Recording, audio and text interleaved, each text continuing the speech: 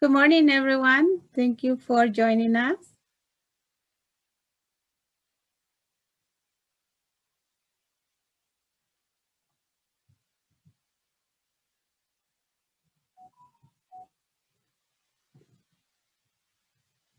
Good morning, everyone. Thank you for joining us. Thank you for taking the time for being with us.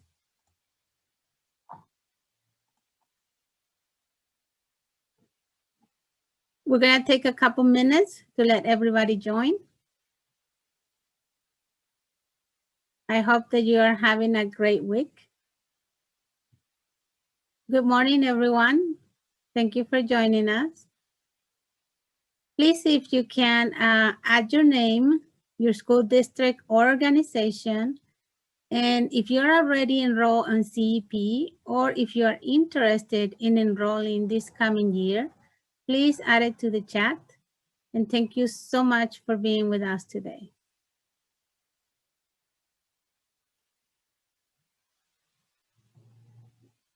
We're gonna wait just one more minute to let everybody in. I see people coming in, so thank you so much for joining us. If you just come in, please add your name, your school district or organization. And if you are already enrolling CEP, or if you're interested in enrolling this coming year, please add it to the chat. And thank you so much for being with us today.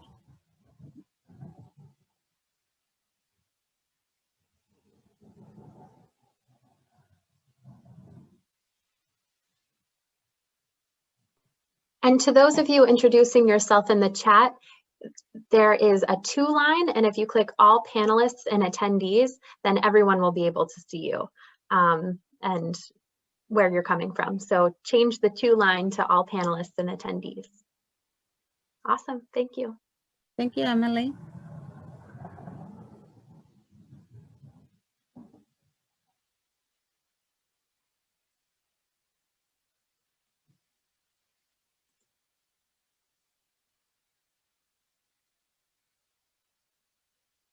Welcome, everyone. Welcome to our webinar Meals Count, Tools to Optimize CEP Grouping and Funding. We're gonna start in just 1 minute. Let everybody in. Please add your name, your school district or organization to the chat box. And if you are already enrolled in CEP, or if you are interested in enrolling this coming year, please add it to the chat box too. And thank you so much for being here with us. Can we have the next slide, please?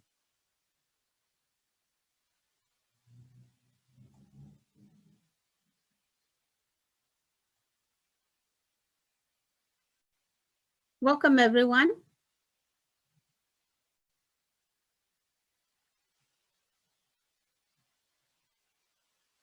Please use the chat box to ask questions during the session. We will answer questions at the end of the webinar, but we will also be answering your questions throughout the webinar. You are gonna be muted during this webinar. We won't be able to see you, but we are very happy that you are here with us. So please use your Q&A box for questions, and you can also use the chat box to chat with each other. This webinar will be recorded, and all the materials will be shared after the session. Next slide, please.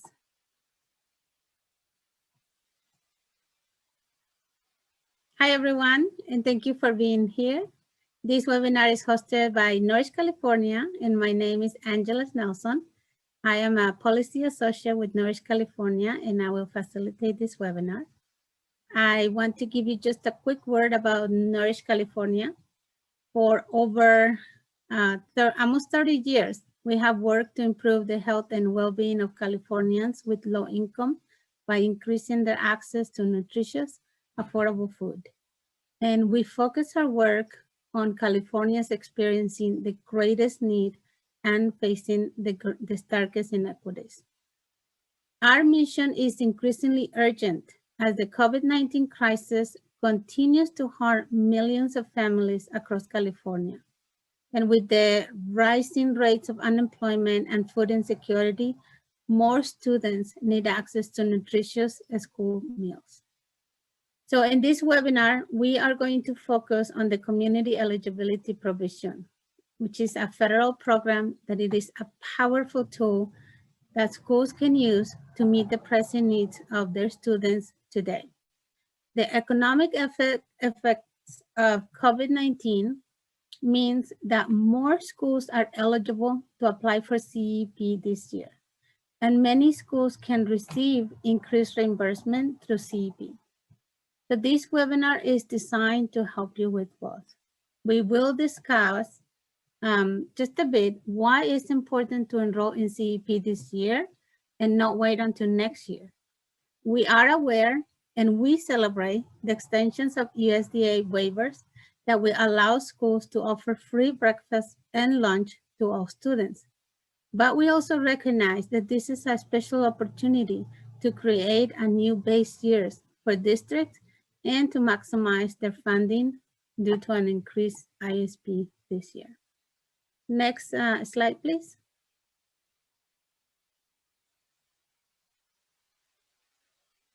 So in our program for today, we have the California Department of Community Eligibility Provision. And please feel free to ask questions as we go. We have a great experts from CDE ready to answer your questions. And then we will have a Meals Count team give us a tour of the Meals Count group.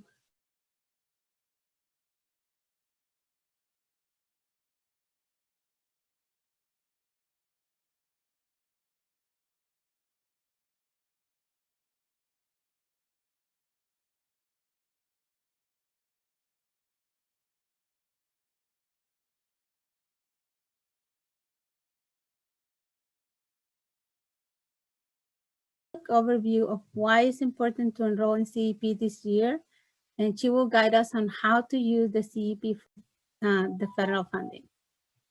And at the end, we will close with a session of Q&A with our panel. And please feel free to ask questions. Don't feel shy. We will try to answer as many as we can as we go. And we have great speakers today with us to answer all those questions. Next slide, please. So we are really, truly grateful for the fantastic panel of experts that have joined us today to help us navigate the complexities of enrolling in CEP. From the California Department of Education, we have Gurjit Baraya. He is the Staff Services Manager of the School Nutrition Programs Administration in the Nutrition Services Division. The SNPA team is responsible for the administrative oversight of the National School Lunch and the School Breakfast Program in California. Gurjit has been with the Nutrition Service Division for over 5 years, and he is the manager of the Summer Meal Program. So please feel free to ask your questions now. He will be leaving at 11:30. So if you have any specific questions for him, put them in the Q&A box. And then we have Chelsea Cooper. She's a school nutrition specialist in the School Nutrition Program Unit at the California Department of Education. Chelsea began working for the Department of Education in 2013, and she is the lead over the community eligibility provision. So all of your questions for CEP, she's the expert, so feel free to ask questions. And on the Meals Count team, we have Amanda Meisha. She's the Hunger Free Kids Manager at the San Diego Hunger Coalition. And Amanda's role is to provide management support to the Hunger Free Kids Task Force and the Hunger Free Kids COVID Response Team. And they support the San Diego County districts and community-based organizations to implement SFSP and SSO and CACSP. And then we have Nicola Bear. He's an organizing member of the Open San Diego, as well as the lead developer on Meals Count. When he's not working on civic tech, he runs the development team at Cooker, a digital agency in Carlsbad, and he is the Director of Technology. We are also really grateful that Emily Pia is able to be with us today. She is a program manager at No Kids Hungry, and where she works to increase access to school meals, especially through the adoption and expansion of the community eligibility provision. Prior to working for No Kids Hungry, Emily was a Peace Corps volunteer in Botswana, where she marveled at the country's universal free school breakfast and lunch for all students, which is exactly where we want to go. Next slide, please. Thank you all for taking the time to be with us today, and we'll start the presentation with Chelsea Cooper. Good morning, everybody. My name is Chelsea Cooper, and I'm the lead over the Community Eligibility Provision, which we also refer to as the CEP. So in this presentation, I'm going to cover the basics of CEP, and then I'm going to discuss the application process a little bit. Next slide, please.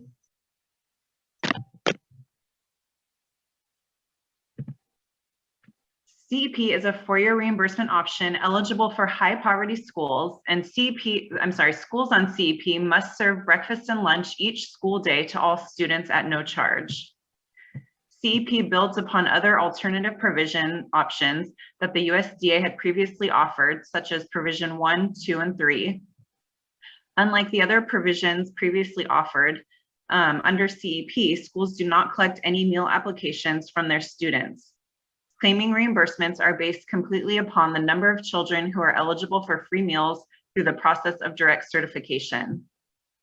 Also, unlike other provisions which gave schools the option to provide the provision at either lunch or breakfast service, CEP ensures that all children at the school site receive both a free breakfast and lunch.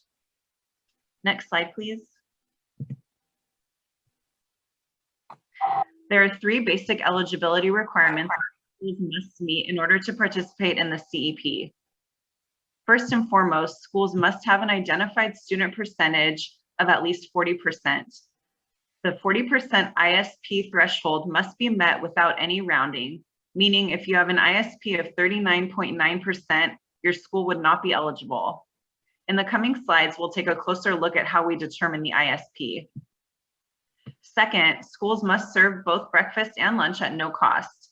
So your school must be approved to operate both programs before implementing the CEP. CEP cannot be implemented for only lunch or breakfast. You do have to serve both meals if you're on CEP. And finally, your school must have a history of implementing the school nutrition programs in compliance with regulations. This doesn't mean that if you had a previous finding that you're not eligible, but you must have completed and implemented any corrective actions that were required. Next slide. The ISP calculation is one simple mathematical equation. The denominator, the number on the bottom of the ISP, is the total number of students that are enrolled at the school sites that you wish to elect CEP at. Schools generally gather this information from their student information system. The numerator, the number on the top of the ISP, is the total number of students that are eligible for free meals through direct certification. This means both direct certification at the state level through CalPADS and also any local level direct certification that you complete with local county offices and liaisons. Next slide. Typically, data used to calculate the ISP must be reflective of April 1st of the year prior to implementing the CEP. This year, USDA has allowed data to be used anytime from July 1st, 2020 to June 30th, 2021. This means that agencies would pull their student enrollment counts and direct certification numbers on a date during that time frame to determine what their ISP will be for their CEP cycle. Keep in mind, enrollment and DC must be reflective of the same date. Next slide. We know that schools are required to pull direct certification data a minimum of 3 times a year, but at the CDE, we can say that the districts that do the best with their direct certification numbers are pulling direct certification numbers on a monthly basis. By running your CalPADS report monthly, you will maximize the number of children who are identified as free eligible through CalFresh, CalWorks, Medi-Cal Free, and Foster. I also want to note that direct certification for Medi-Cal relies on specific aid codes that correlate to the income of families who are receiving these benefits. Because of this, CalPADS is the only acceptable source for Medi-Cal direct certification. Next slide. The second key to maximizing your direct certification matches is to ensure that you are connecting with resources in your local area to ensure that you are also getting matches from local county officials. On this slide, I have included 3 hyperlinks that direct you to CDE web pages that include contact lists for local county liaisons. If you have not already, I highly encourage you to reach out to these contacts and develop relationships to ensure that you are also receiving lists from these contacts for the students that attend your school sites. Over the years, we have made many improvements to CalPADS to ensure that we are capturing as many children as possible in our state level match, but we know that there are almost always additional children that appear on these county lists that can and should be counted towards your ISP calculation. And lastly, remember that sibling extensions for direct certification students, for directly certified students, can also be used to calculate your ISP. So for those students who are eligible through CalFresh, CalWorks, Food Distribution Program on Indian Reservations, and Medi-Cal, any of their siblings who reside in the same household are also eligible to be included in your ISP. I want to add that even though your district does not decide, even if your district does not decide to implement CEP, these direct certification best practices can and should be utilized by all districts. Utilizing them could be the difference between a child receiving a free meal. And next, I'd like to transition the focus of our conversation to how reimbursement is determined when utilizing the CEP. When considering CEP, LEAs have the option to implement the provision district-wide, at individual sites, or at a group of sites. When grouping sites, there is no maximum for the number of sites that are included in any one group. Although the ISP must be a minimum of 40% to be eligible for CEP, if you're grouping schools together, you may include sites with an ISP below 40%, as long as the group ISP is at least 40%. When grouping sites together, each group establishes its own ISP and its own claiming percentage. As a result, you can be strategic to group sites together in a manner that maximizes the potential reimbursement. For example, if you have a site that has an ISP of 90%, you may choose to group it with a site that has a lower ISP, perhaps in the 45% range, to balance the ISP for the group as a whole. Next slide. To calculate your claiming percentage, you simply take the ISP and multiply it by the USDA multiplier, which is currently set at 1.6. The result of that is the percentage of meals that will be reimbursed at the free rate. And then the remaining meals are reimbursed at the paid rate. No meals are ever reimbursed at the reduced price rate on CEP. In the example that you see here, an ISP of 55% means that 88% of the meals served will be reimbursed at the free rate, and the remaining 12% will be reimbursed at the paid rate.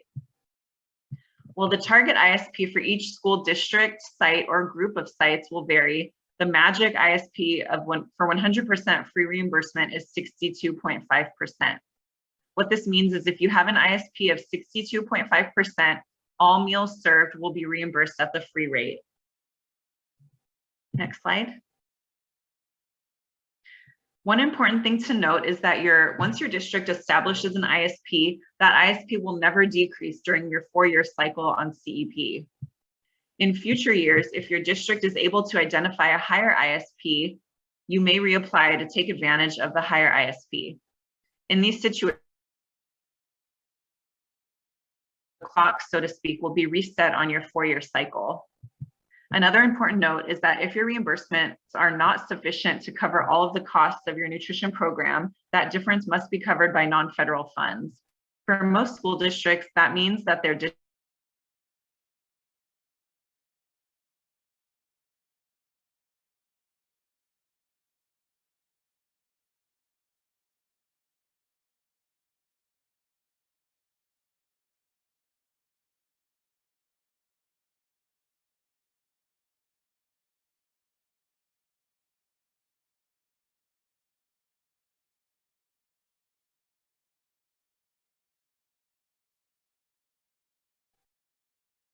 During meal service, you no longer need to track the individual eligibility of children. You simply take a count of each reimbursable meal as it is served. Beyond the service line, there's an increased sense of equity among students because there's no longer a stigma attached to receiving a free meal because everyone has access. It eliminates meal debt, which we know can also have a negative impact on district general funds. And we have heard from many districts who elect CEP that their participation increases, resulting in an increase in program revenues as well. Next slide. USDA has extended the deadline to apply for CEP to September 30th. The hyperlink on this slide will direct you to our CDE management bulletin that talks in more detail about the application process. And as always, I encourage you to contact your program specialists. They have a CEP interest email that they will send, which provides all of the important information and it explains how to apply. Next slide. When you submit your CEP application, there are 3 forms that you will submit to the CDE. The first form is the SMP 71, which is an application checklist to help ensure that you have all of the required documentation together. The second is Form SMP 19, which is an update to your meal count and collection procedures to reflect the changes of no longer taking meal counts by eligibility type. The SMP 19 will also help you to calculate your ISP using the aggregate numbers of directly certified students and the number of students enrolled. Third, you will submit the SMP 55, which is a breakdown of the students you have identified as part of your ISP calculation. These 3 forms are located in CNIP's download forms. And lastly, you will submit the source documentation that you use to determine your ISP. Source documents will include your original CalPADS extract and any local lists that you received from your county liaisons. Please note that this year, the application process is a bit different. Nothing will be mailed in and all of the above will be uploaded into CNIP's attachments. Once all documents have been uploaded, the food service director will need to send an email to cep@cde.ca.gov to notify the CDE that you are applying for CEP and that your documents are ready for review. Next slide. The reason that we request all of these source documents at the time of application is because 2 years ago, we made a shift to our internal processes to validate the ISP at the time of application. This review will be completed as a desk audit by our compliance coordination unit. By doing the validation at the time of application, we ensure that there will not be any fiscal action for any errors that we identify as part of the review. If there are any discrepancies, we can adjust the ISP accordingly. Our goal is to complete all validations before schools submit their first claim for reimbursement. And because we're doing this review at the time of application, it means that there's one less thing that you will need to be concerned about during your administrative review because this component will have already been completed. Next slide. I hope this presentation was helpful. I've included some additional resources on this slide. The first is our CDE CEP webpage that includes much more detailed information about the CEP. The second is a CEP training that is available through our school nutrition course catalog. And finally, I highly encourage you to connect with your school nutrition program specialists. If you don't know who your specialist is, you can download the caseload from CNIP's download forms, and specialists are assigned to specific counties. So that wraps up my portion, and now I'm going to pass it over to Gurjeet to speak for a few minutes with some additional information. Thanks, Chelsea. Yeah, before I turn it over to Amanda, I just wanted to touch on a couple of the real common questions that we've been getting from folks in the last week related to CEP application and how it's going to be affected by the USDA's recent announcement of seamless summer being offered for the whole school year. I just want to kind of remind folks, as Chelsea mentioned, CEP is a 4-year cycle. So, while USDA has shared that, seamless summer is an option for this upcoming school year, there can still be a lot of benefits for districts to, establish a CEP cycle now, because it would give you at least an additional 3 years beyond this upcoming school year, where you'll have the ability to offer, universal meals essentially. We do expect that USDA is going to issue some more clarity on some of the details of, how CEP will be impacted by the announcement of the seamless summer waiver. Over the course of the past year during COVID, they've typically done this through issuance of question and answer policy memos. So we do expect that there'll be some additional clarification coming in the upcoming weeks, and we'll certainly share that out through our listserv channels with all of you as we get that info. But I just want to, we're all very, very excited for seamless summer and for schools to be able to offer that. But there is still a lot of value in being able to establish a CEP cycle with a high ISP. Over the last year, we've heard that SNAP participation has increased, and a lot of school districts are actually able to identify more students eligible through direct certification. So this is still a really good opportunity to establish a CEP cycle that has a high ISP. I received the question in the chat at the start, is it required that I rebase? And the only time that you're really required to rebase a CEP cycle is if your cycle is coming to an end. So at the end of those 4 years, you have to establish a new cycle. But like Chelsea mentioned, at any point during your existing cycle, if you pull data and you can identify that you can increase your ISP, it's certainly beneficial to go ahead and reestablish that CEP cycle. And it also resets that timeline on that 4 years. So we have some school districts who over the last 3 years have rebased every year because they've been able to get an extra couple percentage points on that ISP, and that really does make a difference, for reimbursements. But it also kind of kicks that can down the line of, okay, if I do see a decrease in free and reduced price eligibility, I know that my reimbursement is still guaranteed, through this 4-year period. So that's what I just wanted to add. I did drop into the chat a number of the links that Chelsea referenced. We have a great training video that is pre-recorded that you can review that covers a lot of the same information that Chelsea just covered. And I'll also drop into the chat a link to the USDA's waiver announcement that we sent out that spells out those extensions, both to the application deadline and also the flexibility on the data that you can use. So I think that's it for me. I think next we'll turn it over to Amanda to start walking us through this wonderful tool that you guys have created. Thank you, Gurjit. Just 1 second before we let you go, Suzanne had a question and Serena, and I'm just gonna let them ask the question.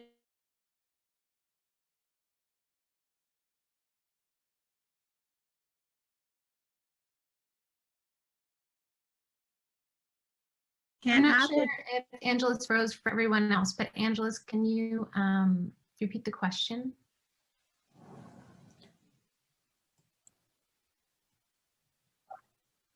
I just, Suzanne had raised her hand and I wanted to let her ask her question, if that's okay.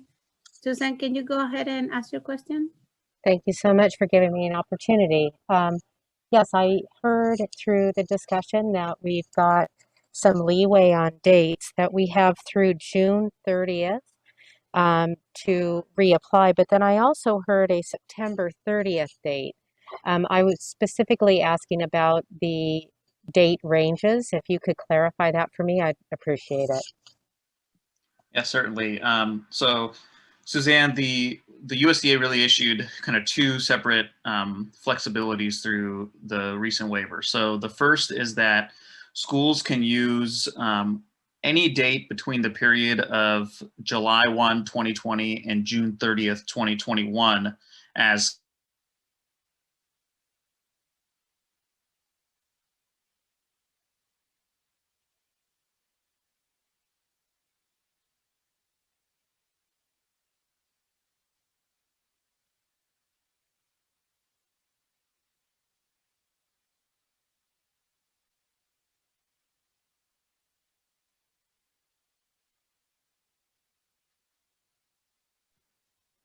Gurjit froze for me. Did he freeze for you as well, Angela's?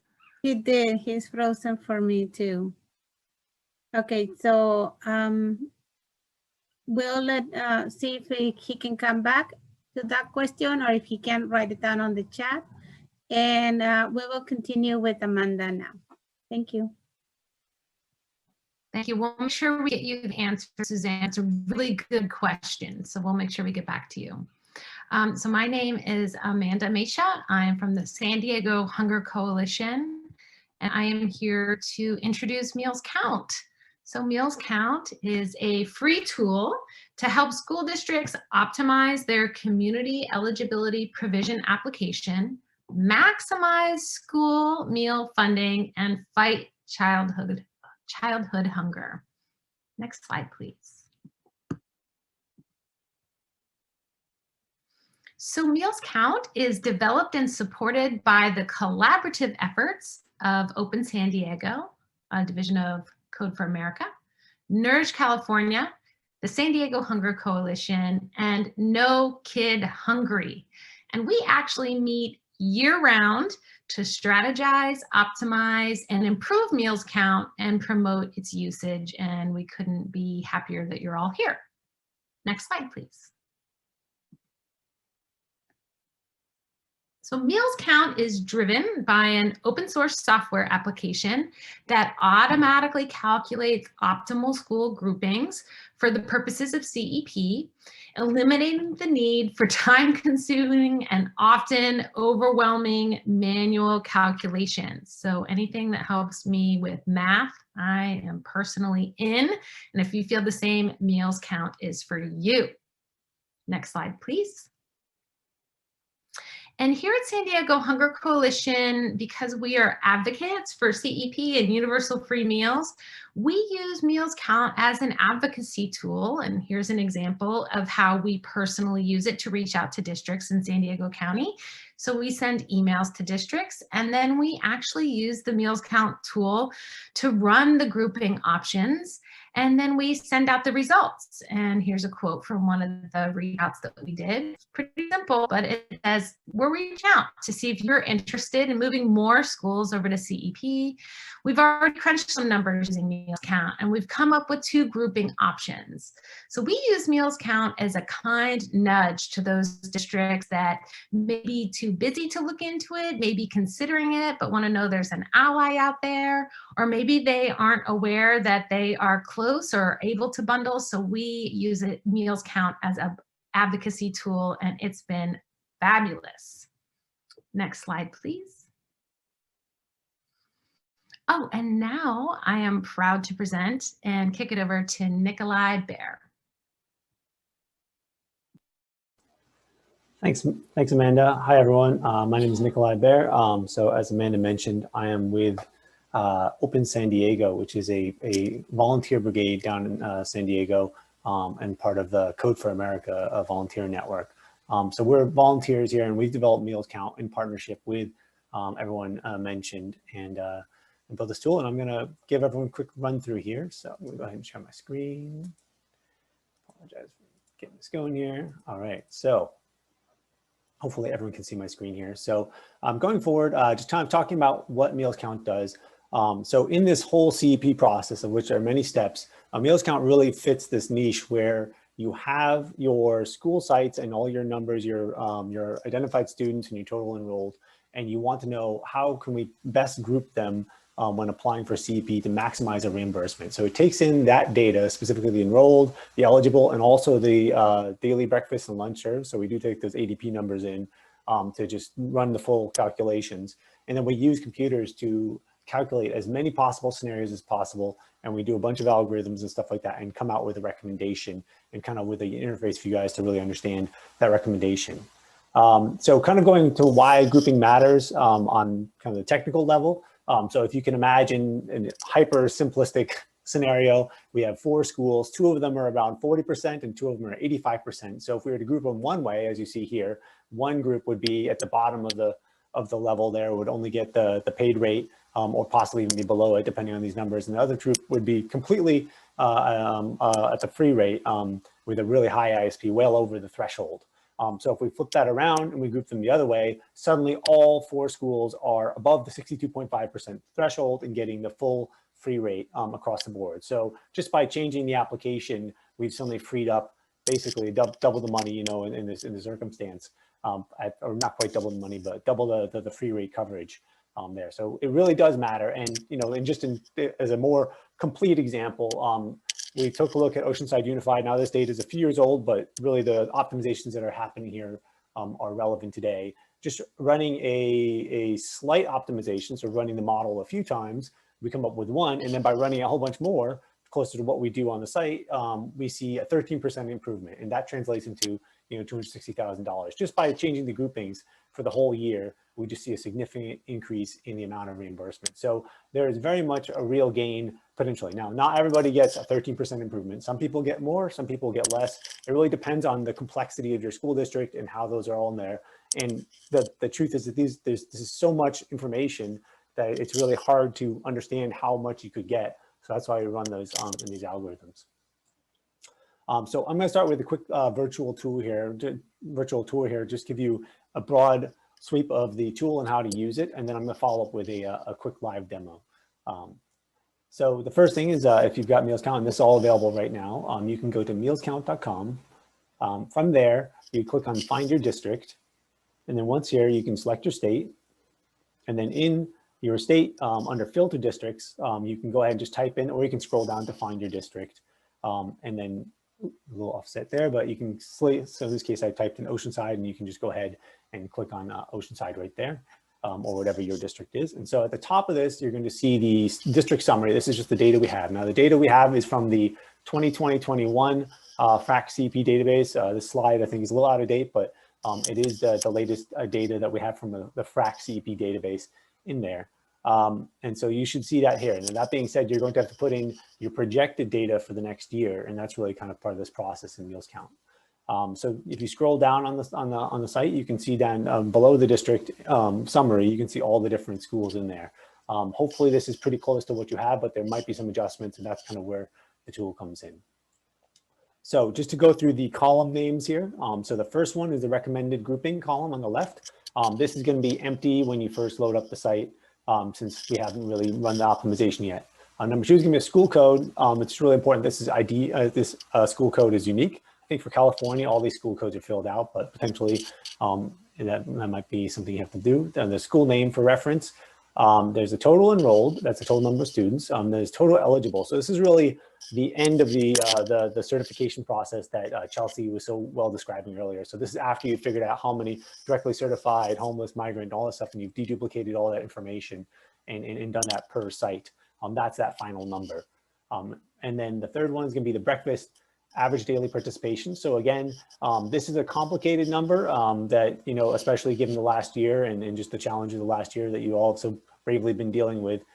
So we really want to get an idea of what the average daily participation is going to be. And I think the Q&A might be a good place to talk about the comment section where some of the other member teams can talk about what they've been recommending for using that. Same thing with lunch daily participation. This is really projected in the next year. And also remember that this number, if you run a couple different scenarios, this number might potentially increase at schools that don't have CEP or universal lunches, free meals at them yet. We do see increases when that's introduced. The next one is going to be a severe need checkbox, just whether or not this location qualifies as severe need. And then the next one's going to be including optimization. So when you have this full list of schools from the CEP database, sometimes there's schools in there that aren't necessarily part of the nutrition program, or just in there charter schools or whatever. So you can take a school out if you don't want to include it in the calculation. This is not to say that if you have schools below 40%, you don't want to include them. It's actually fine to include the schools that are part of your nutrition program that are below 40%. The algorithm will naturally collect all the ones that aren't CEP eligible into groups at the bottom of the list and just make it a note that there's no reimbursement expected from those. This is really to take anything out in the list that you just don't want to include in this process. So some schools just say, some districts say, I'm only trying to understand CEP for a subset of my schools, and they can just use that to trim the list. But again, the algorithm is going to figure out, and it might have some surprising combinations, especially if you have a larger number of schools, where it manages to pair and pull some of those over the threshold. So it might be worth running that in different options. Finally, as outputs, when you've run, it's going to estimate the school ISP, and it's going to tell you whether or not the school is CEP eligible, and ultimately the estimated annual reimbursement based upon the run. All right, so having all that information, I apologize, I tore through that pretty quick. You can hit the edit button to go ahead and add your information. So once you hit the edit button, we have the key fields that you have to edit here. So there's the total enrolled, the total eligible, the breakfast and lunch ADPs, whether or not severe need, and then again to include an optimization. At the top, for your district in general, we have 2 additional boxes. So for those of you who used Meals Count last year, you had to enter in the rates at the district level. So we've improved the quality of our output and the reimbursement. So really it's the severe need, and then you check the SFA certification and the NSLA 60% rate. And once you've done those, we automatically calculate that rate for you on the school level when we're calculating the reimbursements. You can also add or remove. So again, you can just uncheck include an optimization, or you can click remove to take that row out if you want. Finally, you can also add schools. So there's a possibility that you have other things in here that are not in the CEP database. So maybe you have a preschool. I think some of these other sites are qualified in nutrition program, might not be in the listing. You can go to the bottom and enter in a school, just a school ad hoc down the bottom. Just make sure the school code is unique to the district. So it's a different school code. You can just put the name in there if you don't have a code for it or something like that. It just needs to be not the same as any other school code in the list. All right, well, once you updated your information, you go ahead and click submit. It can take up to 3 minutes for a model to run on a district. Most small districts, 20 and less, there's going to be less than a minute turnaround. Anything 12 or less, we actually compute every possible combination and give you the best number based upon that, and that turns around pretty quick. Bigger districts, when you get over 20, 50, 100, those can take 1 or 2 or 3 minutes. But an important note is that if you are a district over 20 or 30 schools, we can actually run the system manually longer, just not on the website, but just to run a more higher number of scenarios. So we encourage everyone to contact us if you're really looking to explore how to get that extra number. And it doesn't mean that we'll find it, but if we can run it, for 10 minutes and then really see if we, run all the different combinations and see if we can get anything higher, definitely we're happy to do that. So please do reach out to us on the contact form or through any of the partners in this group. All right. So once it completes the run, so after it goes for a moment or two, or a few, it'll come back and it'll say report that's done, and you'll see that the groups our numbers are now updated. We have reimbursement on the side, and we have group numbers on the left, and everything's kind of color coded in this nice little rainbow color scheme.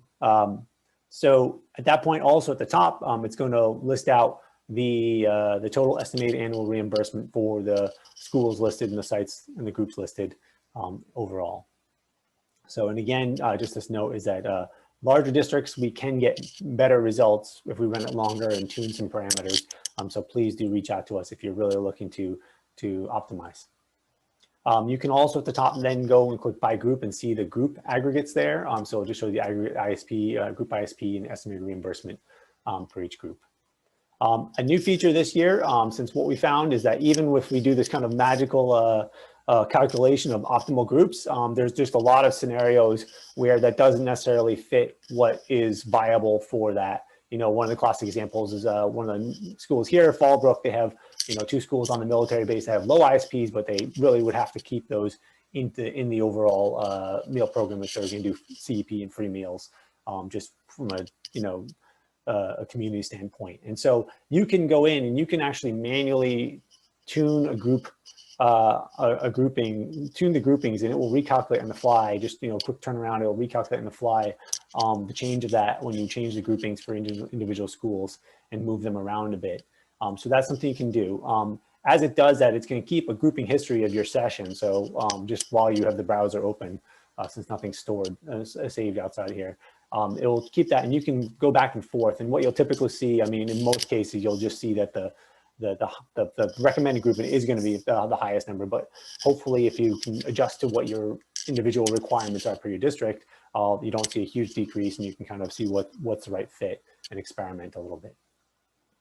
If you want to go back, you click the history button, and you can go ahead and just click load, and that will load up that prior thing, or you can just edit and submit again, and it's just going to recalculate that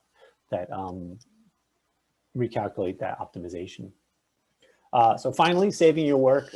So another new feature is that in between sessions, so if you go back in the same browser, so the same computer, if you open it up again later, we will keep the total enrolled, total eligible, ADP numbers, and so on that you last entered. So if you're entering your information once, you come back to your district, it's going to be there again on the same browser. So you get your work computer, it'll be there. I know that was a big pain point for people before, constantly having to re-enter it in or getting the import. But that being said, it's important to export your work as you go, just to save variations, because we only keep whatever you did last. So you can click export to CSV, and then it'll pop up a little thing here. You can rename it or whatever you need to do and click download, and there should be a CSV file, which you can open in Excel. And then again, you'll see that one note is that you will have an SFA certified in an HHFKA 60 column, which is the 60% or more, as well as a severe need column now. Those are different from last year. We had the rate columns as separate rates. And again, those ones, the SFA certified and the 60 column, both of those, we really only look when we import at the first row, because that's a district-wide setting. So just as a note, don't tune those by the row. To import your data again, or if someone sends you a file, if Amanda sends you a file and one of her gentle nudges and says, hey, check this out, you can drag your file and drop it in here and click import.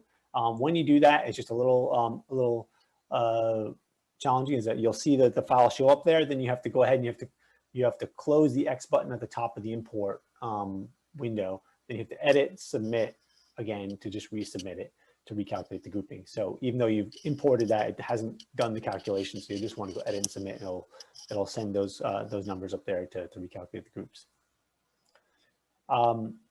So again, you want to export to CSV to save your district, and then you can share someone that CSV file, and you can create any limit. There's no limits to this tool. This is free for everyone. You can run as many scenarios as you want.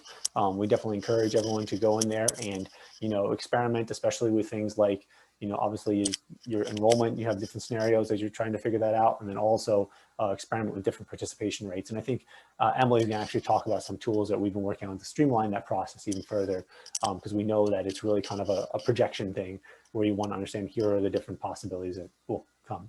And again, you can import that in and edit and submit to recalculate. All right, I'm going to attempt one of those terrible things in the software world called live demo. So hopefully everything goes fine here. So again, looking here, I'm on the Meals Count website, and I just clicked Find Your District.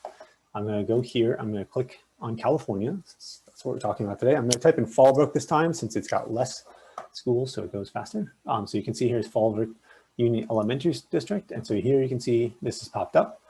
So again, I'm going to hit edit. I've already entered in some ADP numbers here for demonstration purposes. So otherwise you would have to go in and edit these different numbers here. You could go down here to add a school at the bottom. So once you've got everything set up the way you want it, you can go ahead and click submit. And so again, this is going to pop up and it's going to give you a little notice. And then in the case of a small school like this, it'll come back pretty quickly. And you can see our beloved rainbow colors here for our recommended grouping. And so you'll see here are all different groupings.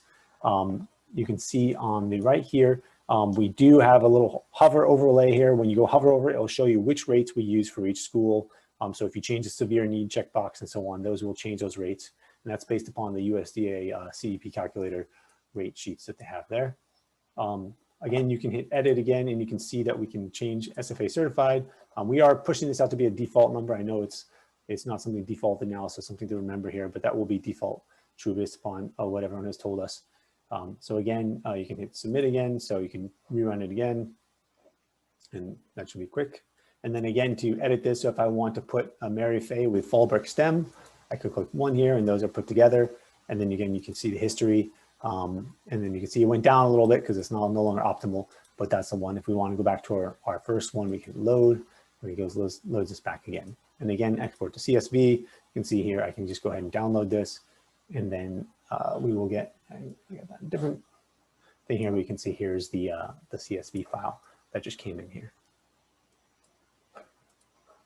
All right, and then here's the contact form, which definitely, if you have questions or any other concerns, please do reach out to us. And again, if you're in a larger district, and you have things that you want to talk about or ask questions about on how to get even better numbers, you can do that.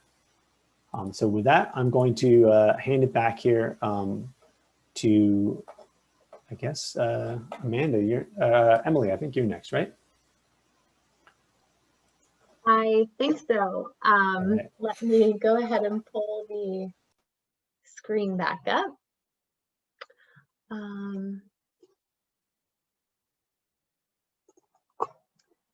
All right, and can I get a thumbs up here once from someone either in the chat once you can all see my screen? Thank you, Angelis. All right, so thank you so much, Nikolai, and thank you so much to this whole team before I get started and launch into this. I have just so much enjoyed working with all of you, and I think I'm a huge fan of Meals Count and the tool and the power that it has to maximize reimbursement and add more schools to CEP. So please don't miss out on the opportunity to use Meals Count for your district if you're interested in adopting CEP. The question that's on everyone's mind, if meals are free for all next year, what is the point in applying for CEP this year? We've gotten the question a lot in the last couple weeks since USDA extended those waivers, and so we wanted to address it up front.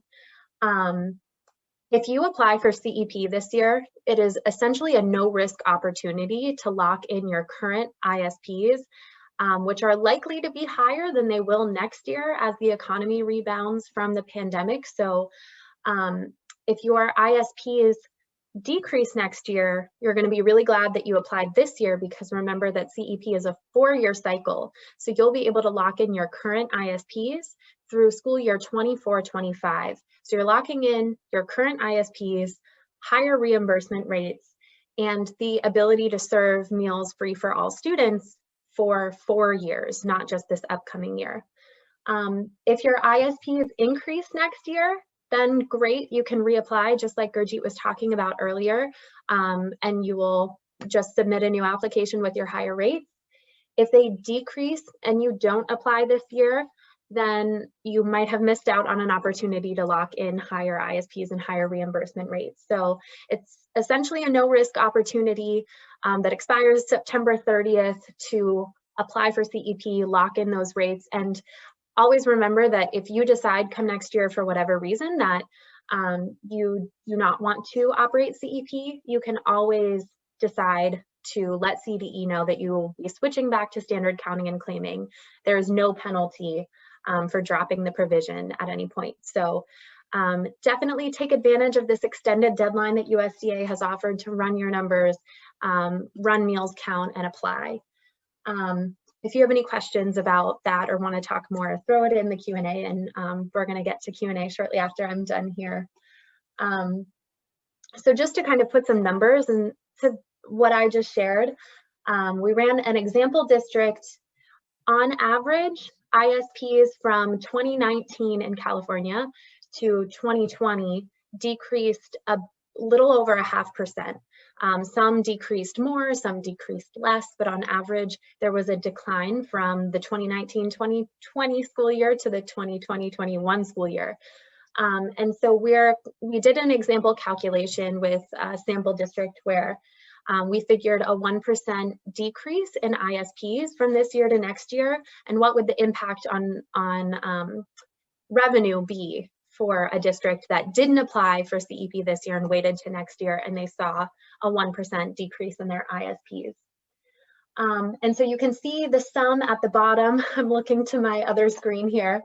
You can see that if this district applied for CEP this year, their expected annual revenue under CEP would be $1,358,389.80. And if they applied for CEP next year, their expected annual revenue, just by virtue of those ISPs decreasing and their reimbursement rates changing, would be $27,000 less. So if you factor that in across a few school years, again, the leftmost scenario is if you're applying this year, but in both circumstances, you're still operating SSO for this school year. But in school year 22, 23, and 24, if you apply this year, you get those higher rates, that $27,000 higher rate. If you apply next year, it's $20,000 less. And so over these 3 school years, you'd be losing out about 2% of your annual revenue, about $82,000 that you missed out on by not applying this year. So hope that kind of inspires you to check your numbers this year and see if you can increase your maximize your ISPs as much as possible, and get in an application before the extended deadline of September 30th. And since we're talking about finances, I am super excited to share a brand new tool with you. I'm going to throw some links in the chat here. The former San Francisco Unified Director, she's also a national consultant for us at No Kid Hungry, Zetta Riker, developed a CEP calculator, and we have just released it today. So I am thrilled to be sharing it with you all. I'm going to share the link to the calculator in the chat here. What's great about this calculator is that Zetta worked with Nikolai to put meals count right in it. So this is a revenue calculator really that allows districts to compare side by side their expected annual revenue under both CEP and standard counting and claiming, and compare each school's revenue under both CEP and standard counting and claiming. And also you can customize your analysis and kind of play with your participation rates. Okay, we think we can increase participation in breakfast by 50% if we implement CEP and breakfast in the classroom. What impact would that have on our revenue by school and by districts? And again, meals count is built right into it. So I sent the link in the chat for that, and we are going to have a full training, another Zoom webinar a week from today, actually, at noon Pacific time. I'm based in Washington, DC, and constantly trying to calculate the difference between me and California, but there is the link to register for next week's May 4th webinar, where we're really going to do a deep dive through how to use the calculator. But I'm going to take just a couple minutes to preview what this calculator can offer to you all. So again, I'm going to need a thumbs up in the chat when folks can see my full screen, but I'm going to do a new share. All right. If someone can throw in the chat that they can see the calculator. All right, I got a chat. Thank you, Amanda. So very briefly here, there is an instructions page that covers the data that you will need and how to move through the calculator. I'm not, like I said, going to go into everything, but you basically need your enrollment, the number of free, reduced priced, and paid students in each school in your district, and your breakfast and lunch ADP for free, reduced, and paid students, as well as your identified students. So this is the instructions page. Here lists all the data that you will need and definitions in case some of that is new to you. And then you're going to go to the district tab. I'm scrolled down a bit here.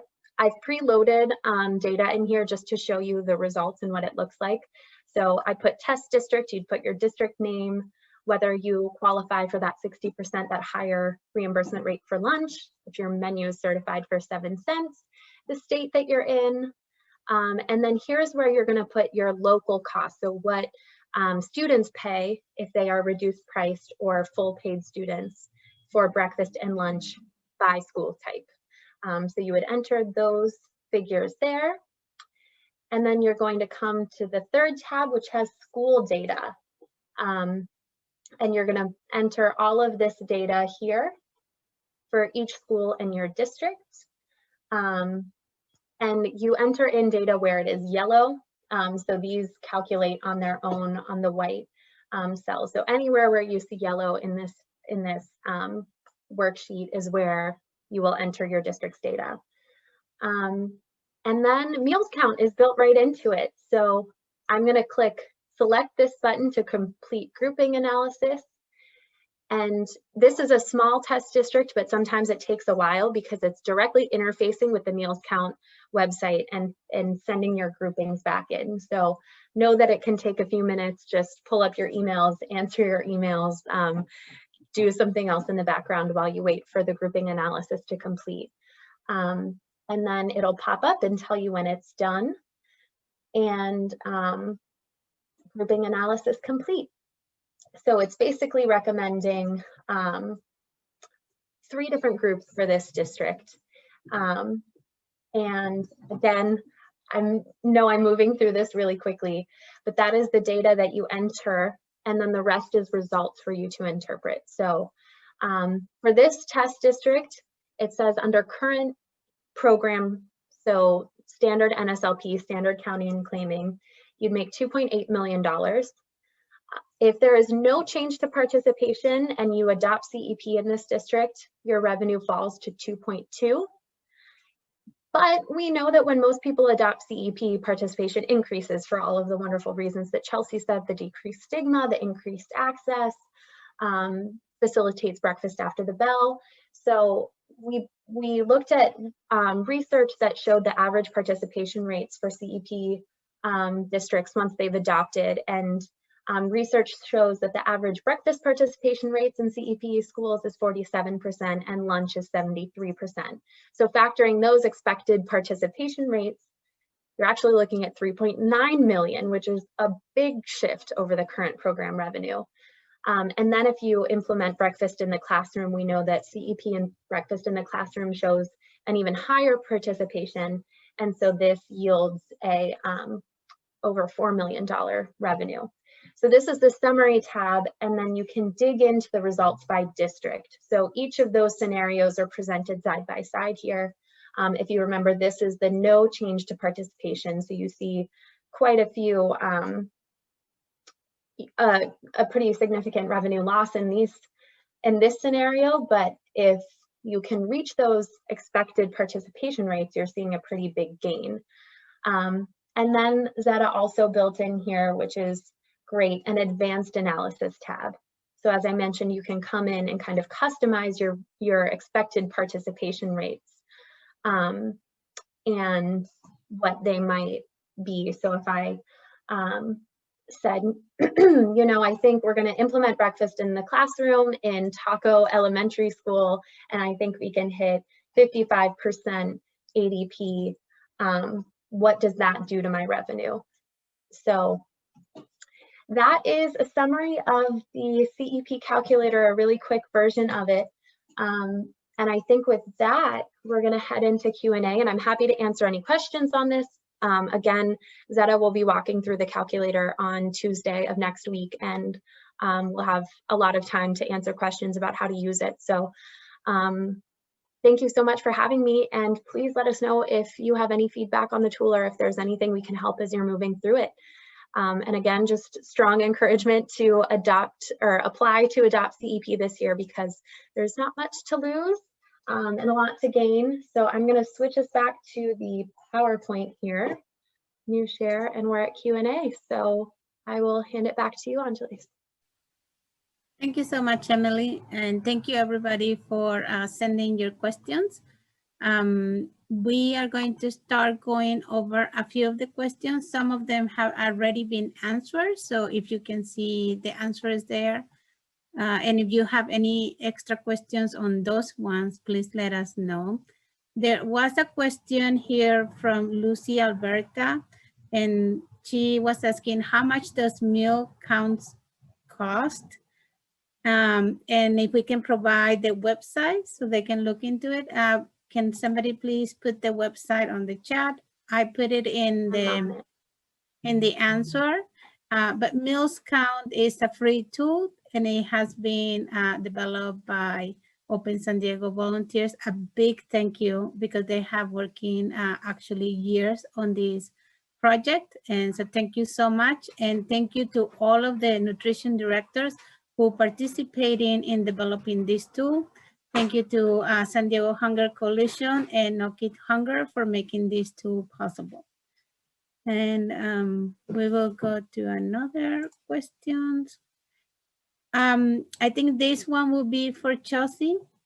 When entering data into meals count, what data should we use for average number of meals served? It's something from pre-COVID. It looks like Emily's shaking her head yes. Yeah, I would just use what you think your average number of meals served would be. Yeah, I think too, we know some districts have experienced some significant shifts in enrollment or changes. You know, if you look at your ADP from 2019, because that's the last time you had a normal month, but you know there is going to be a big decrease or increase in enrollment at that school come your next school year, I would use your best guesses to adjust your numbers to make the most educated guess on ADP that you can.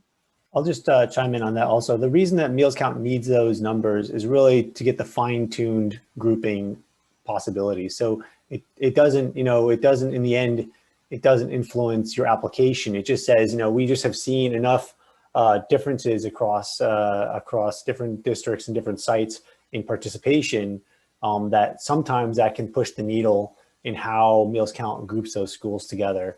Because you might have a really high ISP with a low participation, you have a low ISP with high participation, that's going to influence the outcome in those certain areas. So that ultimately will change the grouping recommendation a little bit. It's not the biggest factor by any means, since groups and participation, you know, does vary a lot, but still is consistent. So in terms of entering that into meals count, it's really to give meals count an edge and maybe just getting us a little further along and getting you the right grouping. But ultimately, you know, that's just what it's used for in meals count. Thank you, Emily and Nikolai and Chelsea. And something to note also is that if your school is not in a program such as P2 or CEP previously, there might be an increase in participation once you join a program where everybody can access free meal. And another question is,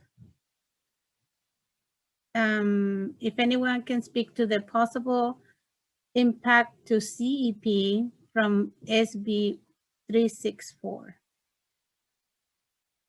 And I can take that. Senate Bill 364 is championed by Senator Nancy Skinner. And the goal of this bill is to ensure that free meals for all school children are available. And also at the same time, maximize the federal funding to support the free meals and the California economy. So it is possible that CEP will play a big role in this bill and maximizing all of the schools who can enroll in CEP and the state providing an investment to close that gap and help schools who have low ISP into getting a higher reimbursement to ensure that every public school student is served free meals without, and another goal is that they don't want families to need to apply for free meals. So this will be a big change for California. It will be one of the first states if we are able to accomplish these big goals. And another goal of this bill is to have access to California grown and freshly prepared food. And another big goal of this is to establish the Better Out of School Time or Boost Nutrition Program. And this program is modeled after the PEBT program, which has been extremely successful in California to fight hunger. And this PEBT or EBT program will be scheduled during school breaks and emergencies and to help prevent child hunger during these difficult times. This is a really great bill, and we are in support of fighting hunger and through any means, being CEP or our PEBT. And if this bill passes, we will be one of the first states to achieve this great milestone.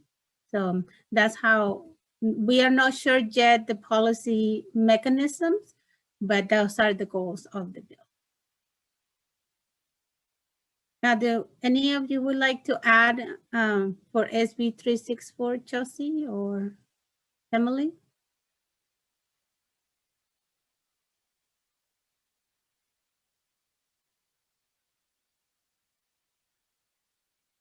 Okay, let's see if we have some more questions on the chat.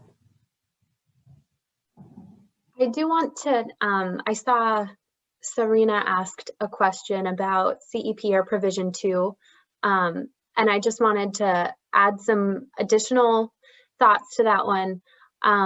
Most districts find CEP a lot better than Provision 2 because of the administrative savings associated with it.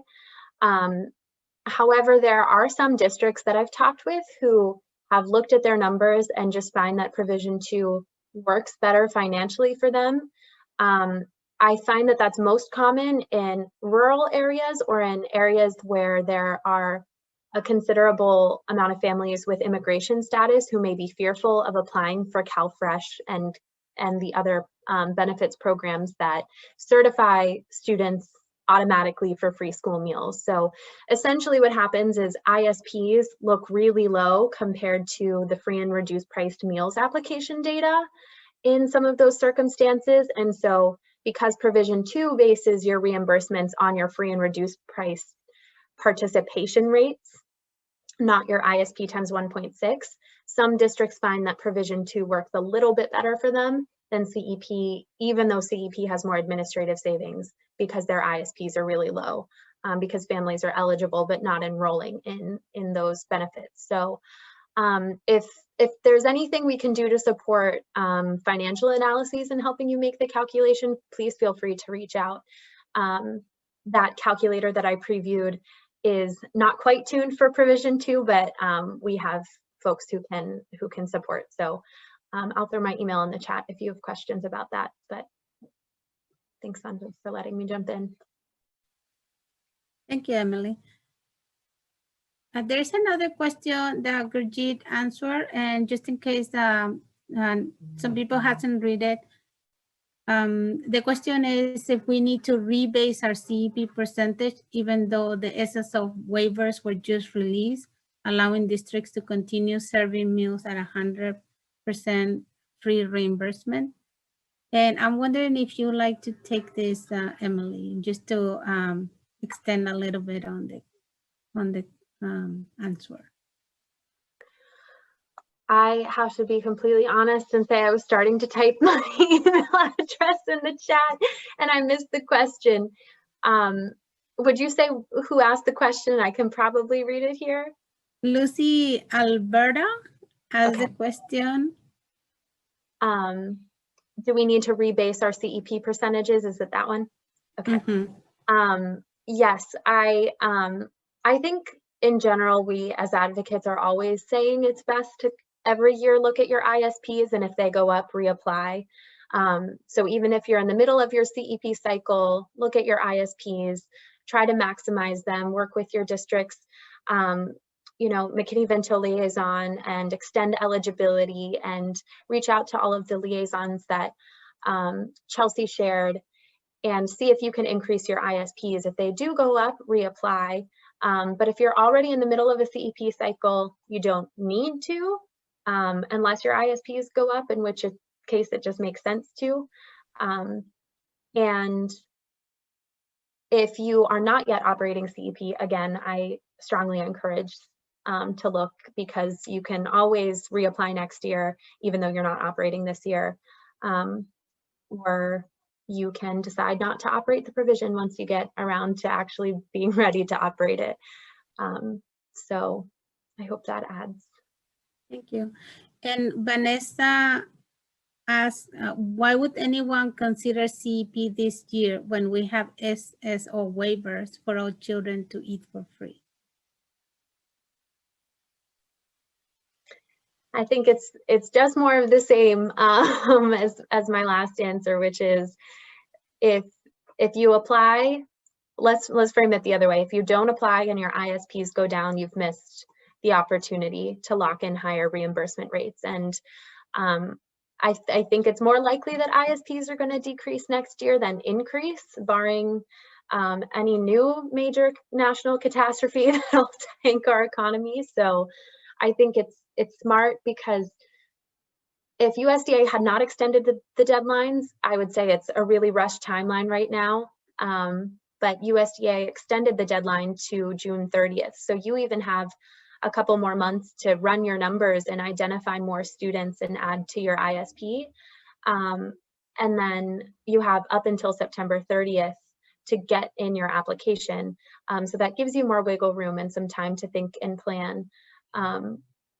It is best if you know you want to adopt CEP and you've already run your numbers and you know what they are June 30th, to get them in sooner than later, so CDE can process your application more quickly.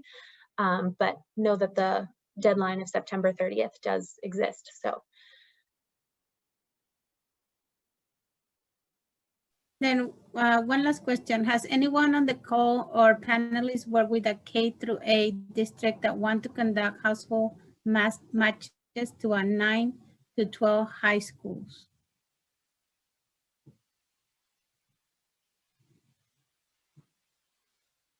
Maybe Chelsea or Emily or Amanda, since she's working with school district. Chelsea?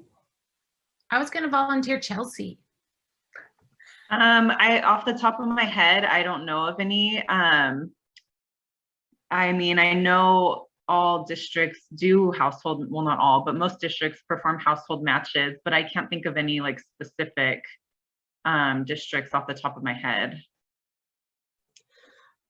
I wonder, Vanessa, and I am not a California person yet, but so I'm not best to answer this, but I'm wondering are you talking about districts that have like an elementary or in junior high set of schools working with their high school district?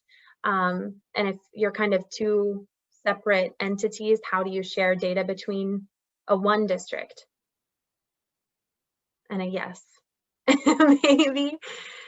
Would you mind, if I'm putting you on the spot here, feel free not to, but would you like to raise your hand and we can take you off mute and allow you to ask aloud and clarify? All right, here we go. We can. Can you hear me? There you are. I'll go quickly before my children come back into the room. So we're a K-8 district and I'm trying to increase my ISP. And one way to do that obviously is through sibling matches or extending that eligibility through sibling matches or household matches. So I've turned to the high school district, which has been cooperative and wants to help share data with us about their potential students that may live in the same household that we missed for whatever reason at my school district. I'm just curious if people have had this experience in the past and has it increased their ISP. I mean, it's a lot of effort, but like I literally need 24 more students for my whole district to qualify. And I'm like, I gotta find them somewhere. And I can't imagine they wouldn't be at this other school district potentially through extended eligibility. And that's my kid. So I'll stop talking. Justin, would you like to take that?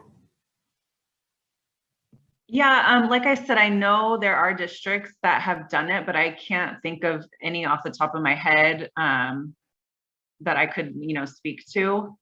But I mean, I know it's definitely worth it to do household and sibling matches. I mean, for sure, it should increase your ISP if that's the question. Vanessa, as I mentioned, I'm not based in California, and the school district's division in between elementary and high school, in full transparency, confuses me a bit when I'm looking at California districts. But we have a whole team in California who work with districts all over the state that are based in California, and I will send them your question and try to follow up with and get some information from districts who do this across to the high school, getting their list and doing extended eligibility that way. So sorry, I can't offer more on the spot. So we can follow up. And I think the important thing is that you can't do that matching, since Chelsea said that there's other districts that have done it. And we know there is a lot of work to do that, but it is well worth it at the end to increase the ISP. There is one more question from Deborah, that they're having one additional challenge is that they have many families opt out to take their children out of school due to COVID and school closures, and it has decreased their direct certification and their ISP. Is anyone else dealing with this, or do you have any ideas how to deal with this?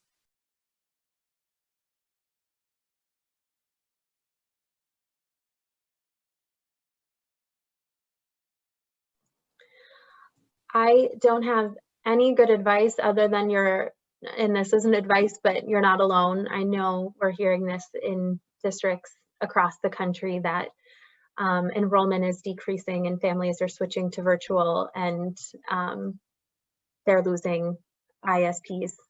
They're decreasing as a result of it. What you can do, I'm not really sure. That might, transfer over a little bit into ed policy and recruiting districts or families back into your district, which is something that I have no experience in, but just wanted to reiterate that you're certainly not alone, and that's a challenge a lot of districts are facing, unfortunately, right now. I can add in, thank you, Deborah, for this. In San Diego County, this is definitely a concern that we have, as some students have transitioned to virtual learning academies. And early on, we flagged that as a concern because the virtual learning academies don't participate in the National School Lunch Program or School Breakfast Program. And we were concerned about not only CEP and ISP numbers, but PEBT benefits as well for these children. And originally we were assured that their meal status would follow them to their virtual learning academy. And we were really excited that their meal status would follow them. But we have heard differently as of recently. So we are strong advocates that when children are going to these virtual learning academies, their meal status should follow them, because that they still need school meals. They're just choosing a different learning type. So we're still fighting on that front. Thank you for flagging it, Deborah. Absolutely. And thank you, Amanda and Emily, for answering those questions. We will follow up with anybody who has extra questions. Can you move to the next slide, Pia? Emily, please feel free to reach out to us. There is my email. I think Emily put her email, and Amanda, if you can add your email too, for anybody who has extra questions.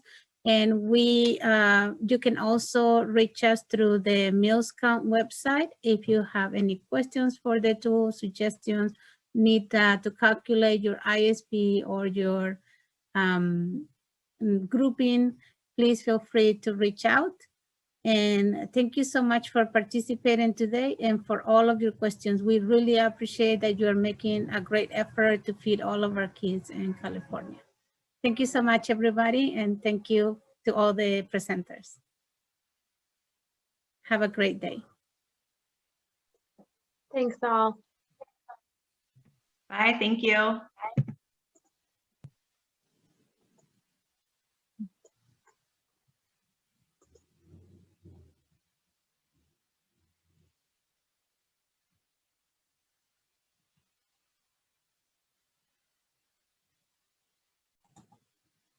Thank you, and have a great day. Bye.